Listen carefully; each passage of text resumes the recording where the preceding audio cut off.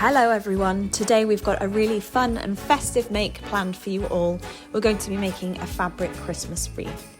So first of all, what will you need? You'll need something to stuff your wreath. We used wadding, but you could also use toy stuffing.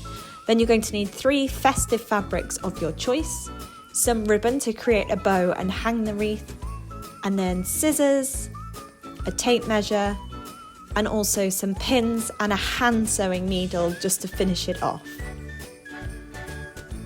You're going to start off by cutting all of your 3 lengths of fabrics, so they measure 12 centimetres by 125 centimetres. Fold the pieces face side in and sew along that long edge. So these pieces will become the tubes that we will plait together to form your Christmas wreath. Once you've finished sewing down the long side, you can turn the tubes inside out and then they'll be ready to begin stuffing. So we've left both of our ends open because it's not the easiest thing to stuff, so it just gives you access from both sides of the tube.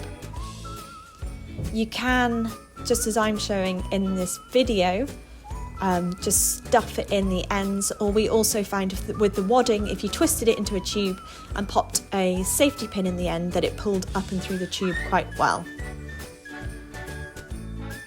Once you've finished stuffing the tubes, then you can tuck in the raw edges and sew along that end so that no wadding or toy stuffing can escape from the tube. Don't forget to seal off both ends of the tube, and then you can repeat this process with all 3 of your festive fabrics.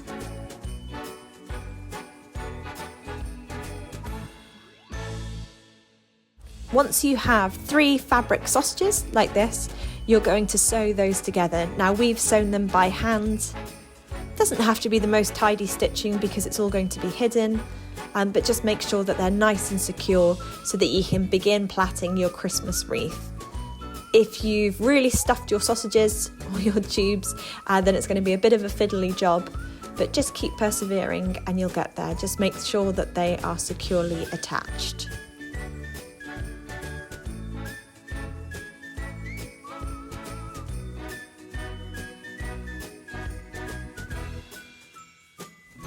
Once the 3 fabric tubes are all joined together, then you can start plaiting.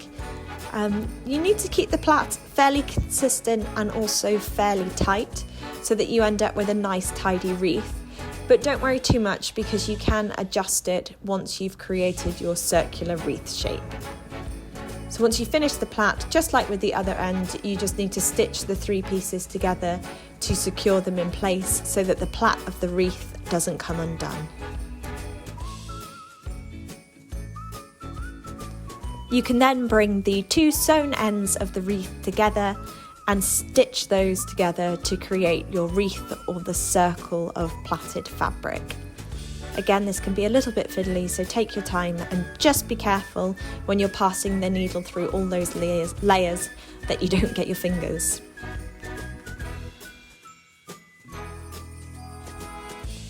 Then we're going to attach the ribbon at the top. So we've made a little loop at the top of our ribbon for hanging. And then we're just going to put a bow, and that will hide any messy stitching that you might have done.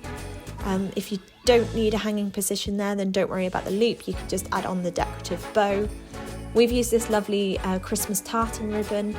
A plain would look lovely too, and maybe even something a little bit thicker, like a really wide ribbon to really make a statement.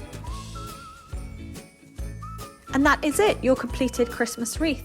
It's a really quick craft. The only bit that's a little bit time consuming is the stuffing, but I think it's well worth it.